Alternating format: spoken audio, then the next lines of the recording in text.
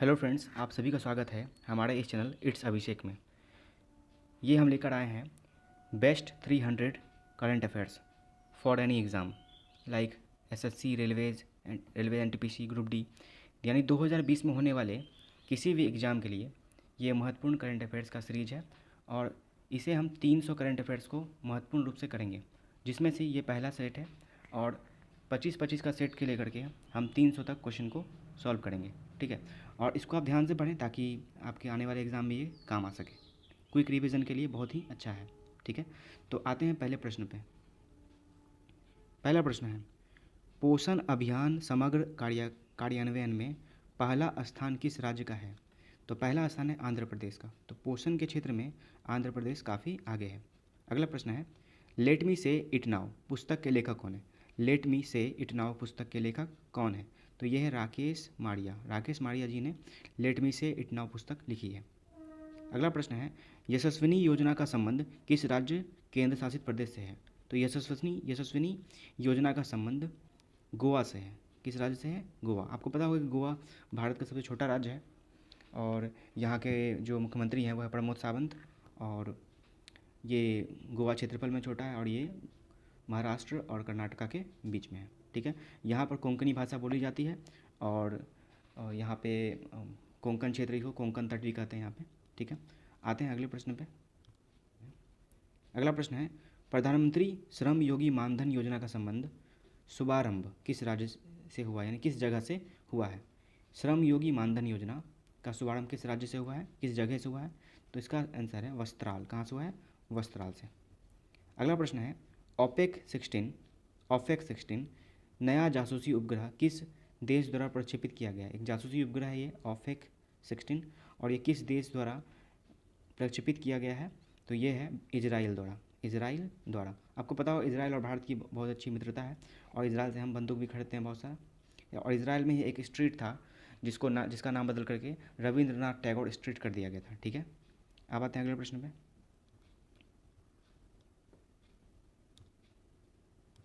अगला प्रश्न है, ऑपरेशन समुद्र सेतु किसके द्वारा लॉन्च किया गया था? तो ऑपरेशन समुद्र सेतु भारतीय नौसेना द्वारा लॉन्च किया गया था। ऑपरेशन समुद्र सेतु भारतीय नौसेना द्वारा लॉन्च किया गया था। अगला प्रश्न है, आईओसी इंडियन ऑयल कॉरपोरेशन के नए अध्यक्ष कौन बने हैं?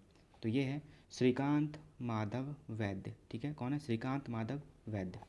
अगला प्रश्न है, रसराज महोत्सव 2019 का आयोजन स्थल था? तो इसका आंसर क्या होगा? नाथ द्वार। तो रसराज महोत्सव 2019 का आयोजन स्थल कहाँ था? नाथ द्वार। अगले प्रश्न पे आते हैं। अगला प्रश्न है, राजस्थान में कृषक कल्याण कोष की स्थापना कब की गई है? तो इसका आंसर है दिसंबर 2019 में। राजस्थान में कृषक कल्याण कोष की स्थापना दिसंबर 2019 में की गई है।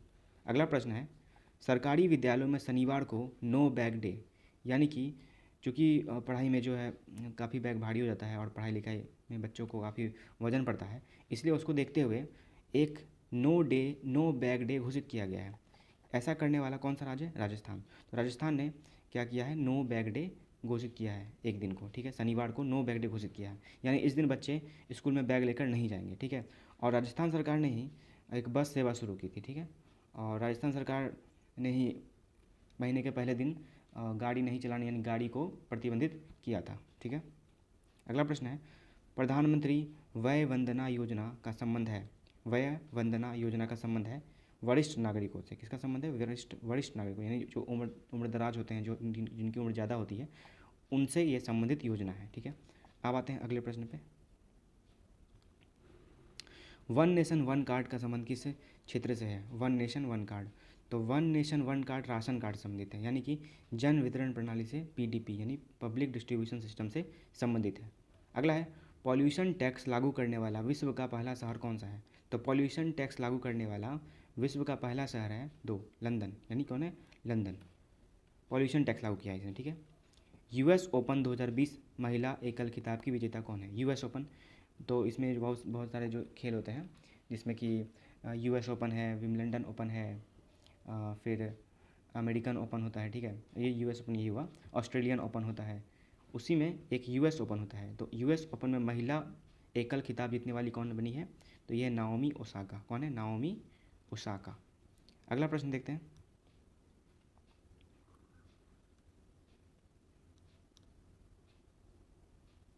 अगला प्रश्न, नासा द्वारा घोषित पंच मिशन, यानी नासा द्वारा घोषित पंच मिशन का संबंध किससे है, यानी किसका इसका अध्ययन करेगा, किसका अध्ययन करेगा ये, तो ये करेगा सूर्य का अध्ययन, पंच मिशन। ठीक है। अगला प्रश्न है, घर घर रोजगार हेतु किस राज्य में हेल्पलाइन नंबर की शुरुआत की गई है। घर घर रोजगार के लिए किस राज्य ने हेल्पलाइन की शुरुआत की है, तो ये है पंजाब। ऐसा करने वाला कौन है, पंजाब। अगले प्रश्न पे आते हैं।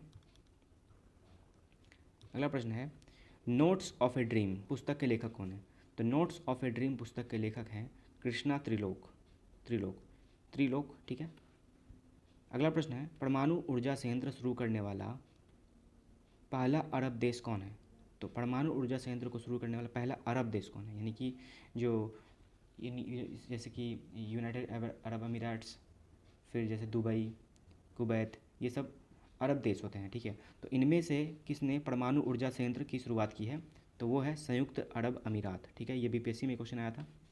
अगला प्रश्न है, राष्ट्रीय जैविक खाद्य महोत्सव का आयोजन किया गया, तो राष्ट्रीय जैविक खाद्य महोत्सव का आयोजन कहाँ किया गया, तो नई दिल्ली में किया गया। कहाँ किया गया, नई दिल्ली में। राष्ट्रीय नाम से कोई भी जो लगभग जो चीज़ होती है वो दिल्ली में ही अक्सर होती है। ठीक है। क्योंकि दिल्ली हमारी राजधानी है इसलिए।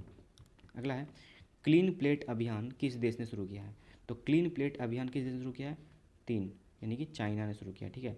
इसको तो आप ऐसे भी याद रख सकते हैं कि वो जो भी खाता है ना, कीड़ा मकोड़ा सब पूरा प्लेट खाली करके खाता है ना। अगला प्रश्न है, क्रिकेट ड्रोन पुस्तक के लेखक कौन है, तो क्रिकेट ड्रोन यानी ड्रोन के पुस्तक के लेखक हैं जतिन परांजपे। कौन है, जतिन परांजपे। ठीक है। अगला प्रश्न देखते हैं। अगला प्रश्न है, गंदगी भारत छोड़ो अभियान किस राज्य ने शुरू किया, तो गंदगी को भारत छोड़ो कहने वाले कौन है, किस राज्य ने ऐसा किया, तो ये है 3, मध्य प्रदेश ने, यानी मध्य प्रदेश ने गंदगी भारत छोड़ो अभियान शुरू किया। ठीक है। जैसे पहले भारत छोड़ो अभियान हुआ था, अंग्रेजों भारत छोड़ो, अब ये गंदगी भारत छोड़ो अभियान लेकर कौन आया है, मध्य प्रदेश सरकार ने। स्वामित्व योजना का शुभारंभ कब हुआ था, तो स्वामित्व योजना का शुभारंभ 24 अप्रैल 2019 को हुआ था। ठीक है। 24 अप्रैल 2019 को हुआ था। ठीक है। इसको मैं ज़्यादा डिटेल में इसलिए नहीं बता रहा क्योंकि इतना डिटेल जानकर कुछ नहीं करना है, क्योंकि इसको सीधा हम लोग को टिक करना है और इसमें नंबर प्राप्त करना है। क्योंकि इसको अगर डिटेल में किया जाए तो ये वीडियो काफ़ी लंबा हो जाएगा और 300 करंट अफेयर्स को करना है। ठीक है। इसीलिए हम इसको मैं जल्दी जल्दी में ही करूँगा ताकि आप जल्दी से जल्दी रिवीजन कर पाएँ। ठीक है। तो इस सेट को आगे बढ़ाते हुए मैं अगले वीडियो को लेकर आऊँगा। तब तक आप इस चैनल से जुड़े रहें। धन्यवाद।